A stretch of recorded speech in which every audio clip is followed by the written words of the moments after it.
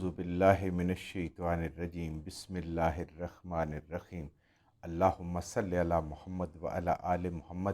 اللہ جل شانہ کا بے حساب کرم احسان اس ذات کا کہ جس نے ایک دفعہ پھر قرآن مجید سمجھنے کے لیے یہاں پہ ہمیں اکٹھا کر دیا۔ آج ہم انشاءاللہ 7واں پارہ سورہ الانعام کی آیت نمبر 4 سے اپنا سبق شروع کریں گے۔ اعوذ باللہ من الشیطان الرجیم بسم اللہ الرحمن الرحیم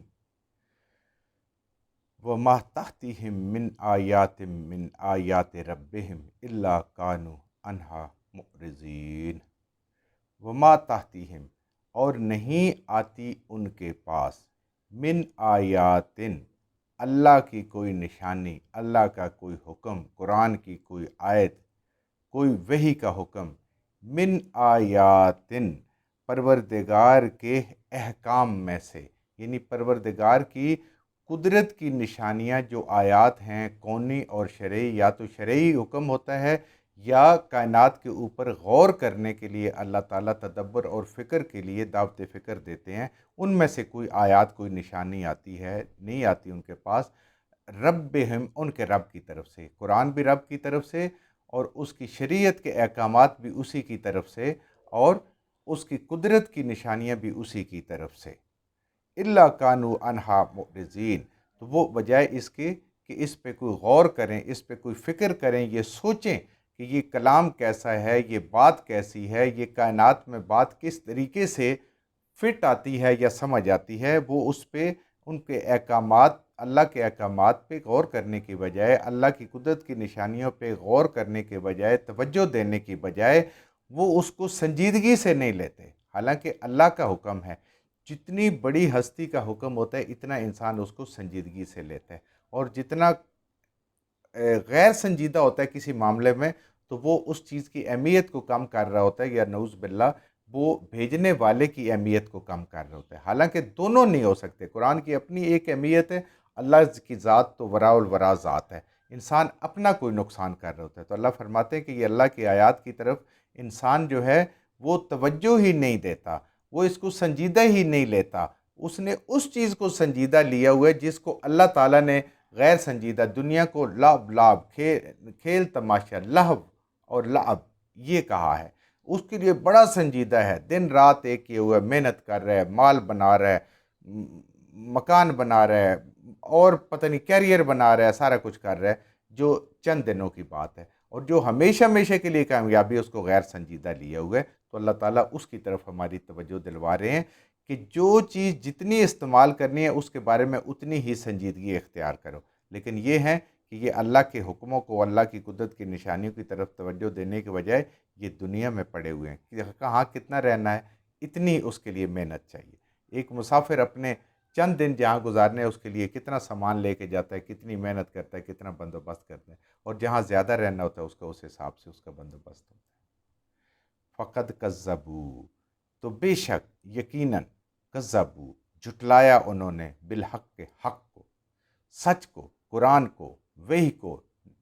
انبیاء کی نشانیوں کو، یعنی نبی کریم صلی اللہ علیہ وآلہ وسلم کی سنتوں کو، اور ایک بامقصد چیز کو جو کامیابی کی طرف لے جانی ہے، حق کہتے ہیں بامقصد چیز کو، اس کو انہوں نے جھٹلایا، لما جاءہم، جب بھی ان کے پاس آیا۔ اہل عرب کی بات ہے اور آج بھی لوگوں کی بات ہے کہ لوگ قرآن کے ساتھ اتنے سنجیدہ نہیں ہیں، اللہ کے دین کے ساتھ اتنے سنجیدہ نہیں ہیں جتنے دنیاوی کاموں میں، چھوٹے چھوٹے کاموں میں وہ بڑے سنجیدہ ہوتے ہیں، اور بڑی پلاننگ اور بڑی لمبا سوچتے ہیں، اور اس آخرت کی کوئی پلاننگ ہی نہیں ہے جہاں ہمیشہ ہمیشہ کے لیے رہنا ہے، کامیاب ہونا ہے یا ناکام ہونا ہے۔ اللہ فرما رہے ہیں جب بھی ان کے پاس حق آتا ہے، کوئی حق لے کے آتا ہے تو یہ اس کو جھٹلا دیتے ہیں۔ فسوف یاتیہم، تو پس ان قریب آئیں گی ان کے پاس، انباء،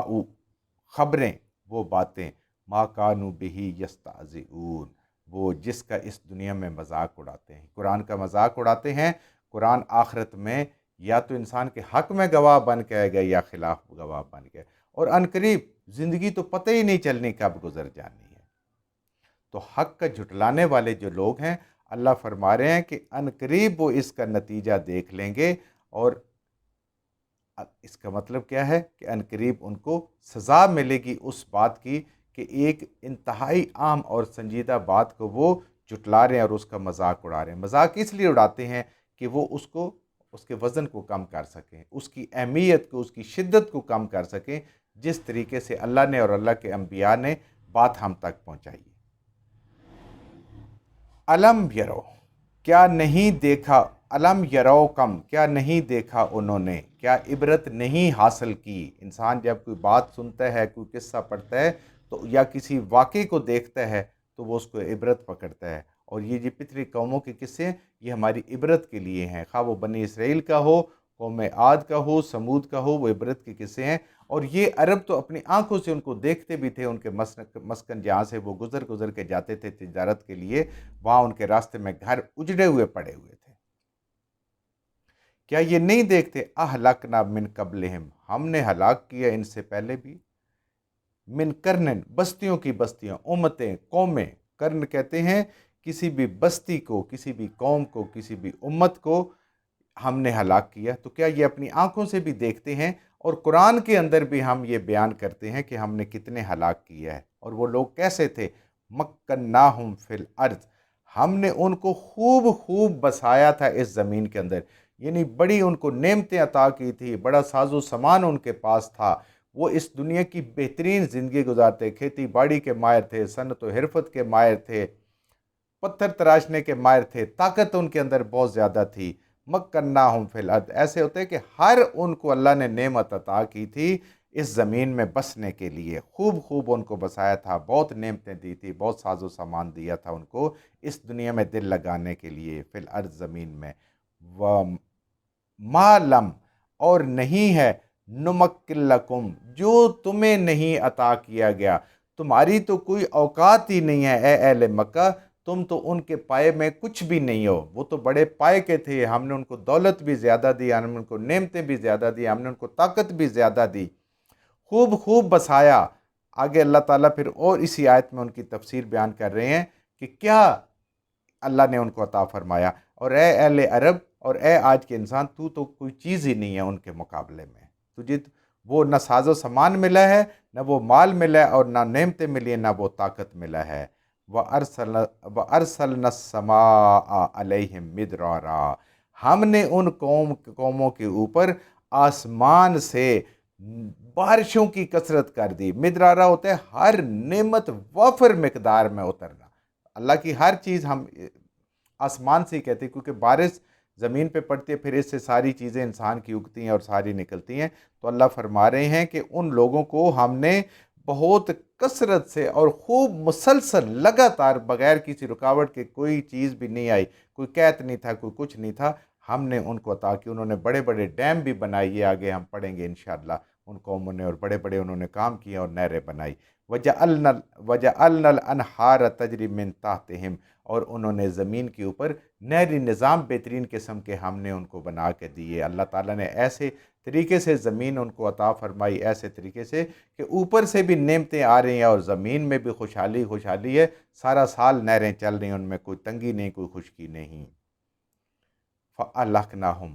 جب انہوں نے بِذُنُوبِهِمْ، اللہ نے ان کو ہلاک کر دیا بوجہ ان کے گناہوں کے۔ یہ ساری نعمتیں لے کے بھی بجائے اس کے کہ وہ اللہ کا شکر ادا کرتے، اللہ کی نعمتوں پہ اللہ کا شکر بجا لاتے، یہ زوال تب ہوتی ہے، ہلاکت ہمیشہ انسان کو گناہوں کی وجہ سے ہوتی ہے، اللہ کی نافرمانی کی وجہ سے ہوتی ہے، ناشکری کی وجہ سے ہوتی ہے، اور نعمتوں کو بجائے اللہ کی طرف منسوب کرنے کے انسان اپنے ذہن میں سوچتا ہے کہ میں بڑا عقل مند ہوں، میرے پاس یہ تعلیم ہے، میرے پاس یہ ہنر ہے، میں نے یہ کام کر لیا، میں نے وہ کر لیا، میں نے فلاں تجارت کی، میں نے فلاں ڈگری لی۔ جب انسان اپنے طرف ان کو منسوب کرتا ہے تو یہ اللہ کی ناشکری ہوتی ہے۔ جب کہتا ہے یہ سب کچھ میرے اللہ کی طرف سے، اسی نے مجھے ڈگریاں بھی عطا کی، اسی نے مجھے تجارت بھی، اسی نے مجھے نفع بھی دیا، اسی نے مجھے مال بھی دیا، نعمتیں بھی دی، اولاد بھی دی، سارا کچھ دیا۔ اللہ فرما رہے ہیں کہ ہم نے ان کو ہلاک کر دیا۔ کیا ہوا ان کو ہلاک اللہ تعالیٰ کہ وہی جو ان کے اوپر مسلسل اللہ کی نعمتیں آ رہی، اللہ نے روک لی، بارشیں رک گئی،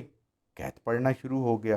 خشک سالی شروع ہو گئی۔ وہی زمین جو سب کچھ اگا رہی تھی، وہ کہہ رہی تھی ہماری محنت سے اور ہماری ترتیب سے اور ہماری نہروں سے ہے، وہ سب کے سب اللہ تعالیٰ نے بنجر کر دی۔ اللہ کے لیے کیا مشکل ہے، اللہ ہی دینے والا ہے اور اللہ ہی امتحان ڈالنے والا ہے۔ جب انسان ناشکری کرتا ہے، نعمت چھن جاتی ہے۔ جس نعمت کو ہم اپنے پاس لمبے عرصے کے لیے یا ہمیشہ کے لیے رکھنا چاہتے ہیں، ہر وقت اس کا شکر ادا کرتے رہیں، وہ نعمت ہمیشہ ہمارے پاس رہے گی، بلکہ بڑھ بڑھ کے ہمارے پاس آئے گی۔ یہ آسان سا فارمولہ ہمیں اللہ تعالیٰ اس قرآن کے ذریعے سے بتاتے ہیں۔ ہم نے ان کو ہلاک کیا ان کے گناہوں کی وجہ سے، وَأَنشَأْنَا مِن بَعْدِهِمْ قَرْنًا آخِرِينَ، اور اس کے بعد پھر دوسری قوم آ گئی، ایک اور امت کو ہم نے اٹھا دیا، ان میں سے جو نیک لوگ بچے تھے، جیسے نوح علیہ السلام کی قوم تھی، ہلاک ہو گئی۔ وہ جو کشتی میں سوار تھے ان میں سے 85 لوگ، 90 لوگ کے قریب علماء فرماتے ہیں، 80 سے 90 تک لوگ تھے، ان سے پوری انسانیت آج بھی موجود ہے۔ ایسی قومیں ہلاک ہوتی گئیں، اللہ کے نیک بندے بچتے رہے، اگلی قوم آ گئی، اگلی قوم آ گئی، پھر ان نیک لوگوں میں سے ہی دوبارہ جب اللہ تعالیٰ کی طرف سے نعمتیں اور خوشحالی آئیں، انہوں نے اللہ کو بھلا دیا، انہوں نے اپنے آپ کو سب کچھ سمجھنا شروع کر دیا۔